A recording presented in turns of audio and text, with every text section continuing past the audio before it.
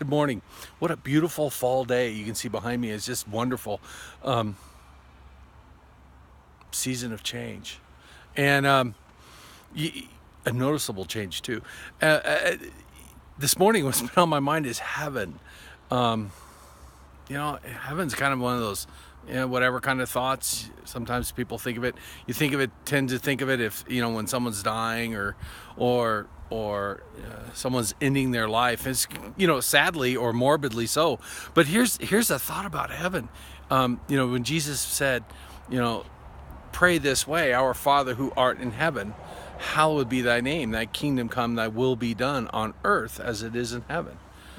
That's a crazy thought. Wait a minute. Jesus, our Father who is in heaven. And heaven is where God is, because heaven cannot contain him. In fact, it says in the scriptures, the heavens, even the highest heavens, cannot contain God. So heaven is where God is. And yet, Jesus told us to pray and bring heaven to earth, on earth as it is in heaven. And I kind of figure, some of the logistics of heaven are kind of crazy. I figure there's got to be an economy, because why would you store up riches and treasures, like Jesus said, store up riches in heaven? Well, what's that for? The streets are made of gold. I mean, the asphalt is gold. Why would you need riches and wealth in heaven? So there's got to be an economy. There's got to be industry. There's got to be creativity. God does not change. God is the same yesterday, today, and forever. There's government, because Jesus is the government. So there's got to be all kinds of useful things that we think about with heaven.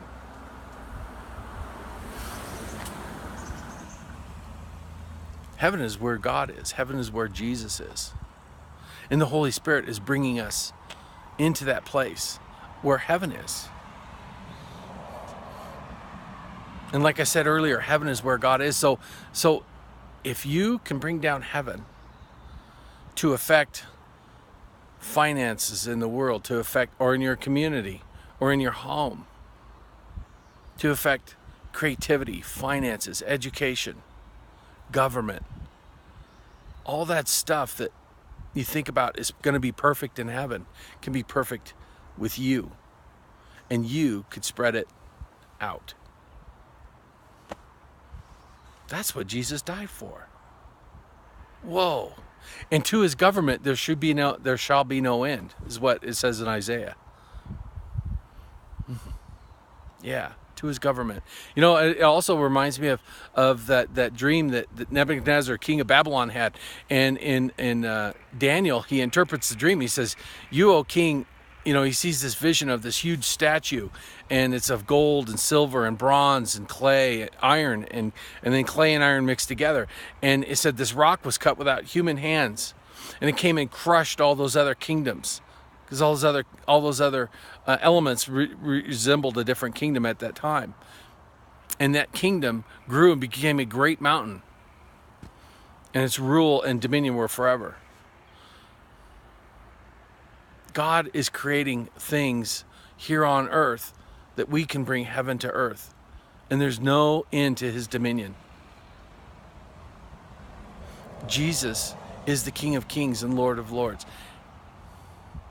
Yeah. So, bottom line, what do you get to do? You get to bring heaven to earth. And if things are not aligning the way they should be, then that's something to pray into. And so therein lies the thing.